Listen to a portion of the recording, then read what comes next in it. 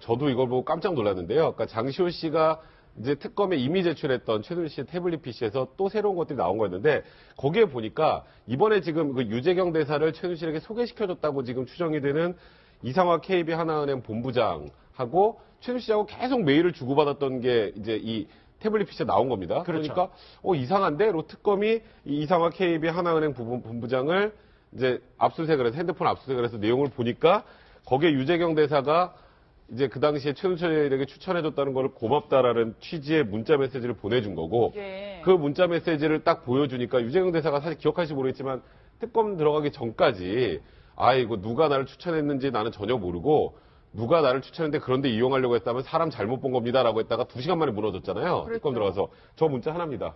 내가 이렇게 내가 나한테 지금 이게 맞는 자리인지 모르겠다는 못난 자리에 나 추천해서 고맙다는 취지의 문자를 보냈다라는 거, 못난 선배 측에서 고맙다는 저 문자 하나로 유재경 대사가 한 방에 무너졌거든요. 그러니까 결국 이 태블릿 PC, 추가로 된 그 조카의 태블릿 PC 하나가 또 다른 이제 범죄 고리를 만들어내고 지금 특검이 확인할 수 있게 만들어준 어찌 보면 참 아이러니한 상황이라고 봐야 될 것 같습니다. 예, 실제로 민 원장님 저 문자 하나가 유재경 대사의 꽉 막힌 입을 3시간 만에 열게 만든 절정적인 증거였잖아요. 예, 그렇습니다. 그래서 정말 웃을 일은 아닌데 그러니까 장시호 씨가 부장검사님한테 부장님 하면서 이렇게 아주 친근감 있게 표현하고 그러지 않았나 싶은 생각이 듭니다. 근데 어찌됐건 간에 유재경 대사도 전혀 본인이 또 들리는 다른 말로는 본인이 일테면은 한번 대사 자리에 한번 생각이 있냐고 어쩌고 물어보니까는 거의 보이스피싱 수준으로 생각했다는 거 아닙니까? 맞아요. 왜 나한테 이런 전화를 이렇게 오냐 저 정도로 그럴 정도로 됐는데 그게 현실화돼가지고 야 대통령한테 정말 일국의 대사의 임명장을 이렇게 받게 되니까 상당히 이제 유재경 씨가 그 뜻을 갖다가 마무리하는 뜻에서 이제 고맙다라고 이렇게 한 것이 결정적이 됐는데 아무튼 장시호 씨가 그 특검 수사에 굉장히 협조한 그런 결과물들이 지금 나오고 있는 것 같습니다. 또 앞으로요? 또 뭐가 더 있을지도 몰라요. 최순실 씨가 이제 계속 거부할 때마다 결정타를 사실 남겨놓거든요. 검찰은 상식적으로 볼 때.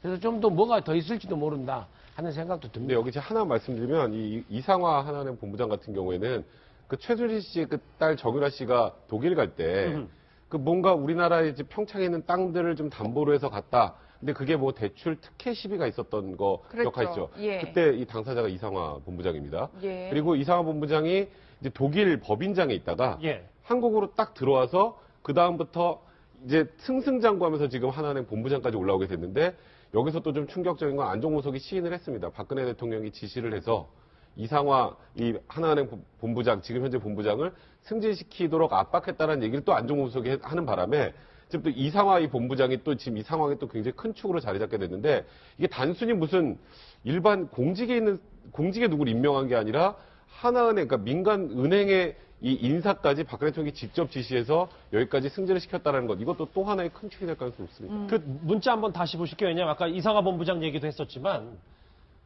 근데 저 못난 선배 챙겨줘서 고맙다는 저 문자가 이수 변호사님. 네. 근데 지금 특검의 표현에 의하면 본인이 그러니까 힘을 쓰는 사람을 도움을 받아서 미얀마 대사가 된 건 맞지만 그게 최순실을 몰랐다. 유재경 씨는 저렇게 증언을 하고 있거든요. 지금 그러니까 유재경과 최순실 그런데 최순실을 그 전에 만났다는 거 아니에요. 그렇죠. 그래가지고 면접 봤다는 거 아니에요. 그러니까 몰라 유재경 대사는 그게 면접이라고 생각을 안 하고 그냥 사람 소개받았다라고 정도로 생각했을진 모르지만 최순실 입장에서는 면접을 본 거고 예. 그러면 최순실과 만난 적이 있고 그리고 이상화 다물고 그냥 형 이력서 보내 이랬을 것 같지는 않아요. 그런 면에 그 다음에 저 대사 임명될 때는 뭐 청와대나 외교부에서 전화 오면은 그걸 뭐라 그러죠? 아그레망도 있지만 뭐 이 인신에 이 사람이 인사 신병에 대해서 다 또 조사가 돼야 되잖아요. 그렇겠죠. 그러면 신원조회 그런 거 다 또 사인해 줘야 되거든요. 그러면은 내가 이 자리로 어떻게 가지라고서 저는 분명히 알아봤을 거고 뭐 최순실의 힘이 컸다는 거를 최순실 덕에 간다는 거를 유재경 대사가 몰랐다. 저는 그거는 좀 어불성설이라고 보고요. 이 사건이 이게 알려진 게 중요한 의미는 탄핵 심판에까지도 영향을 미칠 그렇죠. 수 있다는 거죠. 이게 인사의 개입을 그것도 그 대사 인사에 개입했다는 거기 때문에 이거는 저는 상징하는 바가 또 하나가 대통령께서 신년 그 기자 간담회에서 엮었다라는 표현을 썼잖아요. 예. 근데 이전에 이미 이 유재경 미얀마 대사에 대해서는 이상하다는 얘기가 벌써 나왔고 이상하 본부장의 이 신용장 대출도 이상하다는 보도가 다 있었어요. 근데 뚝뚝 떨어져 있었기 때문에 이 사람들이 다 부정을 하니까 엮어지지가 않았는 건데 이제 제대로 증거가 나온 거잖아요. 그럼 이게 한마디로 엮은 거는 아닌 거죠. 저는 다른 의혹들도 상징하는 바가 크다고 봅니다. 이게 보여주는 게. 야, 이 외교농단 얘기가 좀 커서요. 이번 주는 그게 화두인데 최순실 씨는 그것도 모르고 옛날에 이제 나중에 이제 태블릿 PC 검찰에 제출할 조카한테 저렇게 얘기한 거 아닙니까? 저 고 박사님. 나라 돈이 들어간 주식이니까 잘 보관하라. 저는 저 단어가 쏙 들어옵니다. 대대손손 먹고 살게 해줄 것이라는 얘기를 했어요.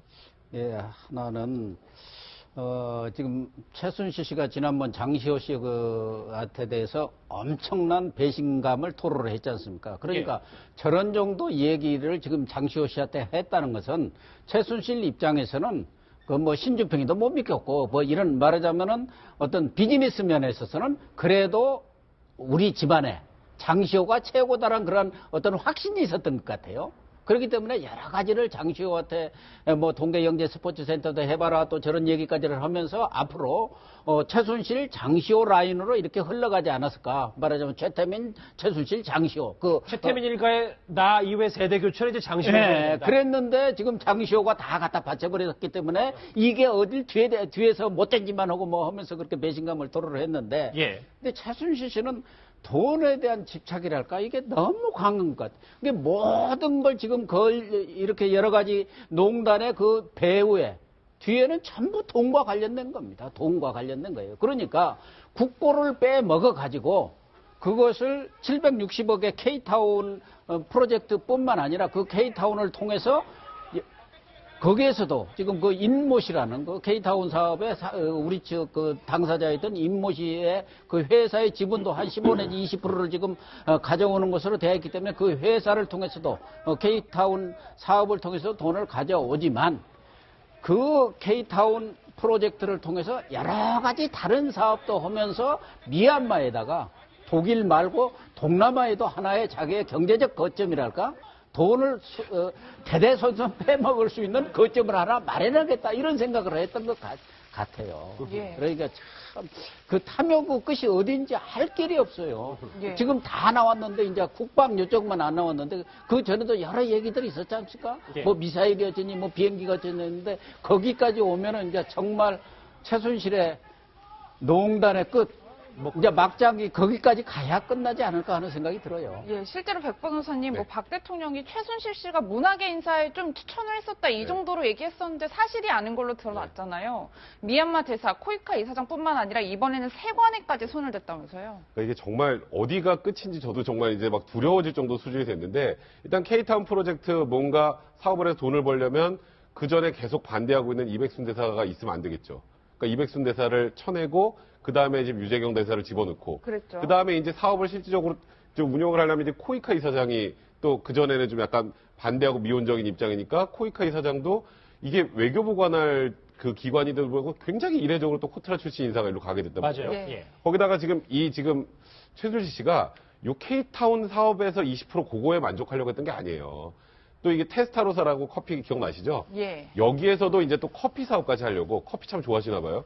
그래서 커피 사업 하려고 전부 다 세팅을 해놨는데 이 K타운 프로젝트가 잘 되지 않아서 그 커피 사업까지 셧다운을 시켰는데 그걸 하기 위해서는 또 인천 본부 세관장이 또 아무래도 이런 부분에 특혜를 또 그걸 봐줘야 되기 때문에 이 연결고리를 한 자리도 안 빼고 필요한 사람을 다 꽂아서 이제 이게 다 사실이라면 대단하다. 꽂아서 정말 좀 무소불위로 이제 돈을 정말 나라 돈을 쉽게 빼먹기 위한 이 하나의 방편을 만들어낸 게 아닌가. 참 저도 이게 말을 하면서도 너무 대단하고 어처구니 없어서 이게 말씀만 더 드리면은 지금 세관장까지 나왔는데 아마 국세청에도 라인이 있었을 겁니다. 거기에 여러 가지 사업을 하다 보면은 세금 관계가 있는데 제가 뭐 아주 중요한 얘기를 듣기는 했는데 예. 확신이 안 서서 얘기를 하는데 국세청에도 분명히 최순실 라인이 들어가 있습니다. 일단 너무 예단하지 마시고 저 얘기하면 너 무서워가지고요.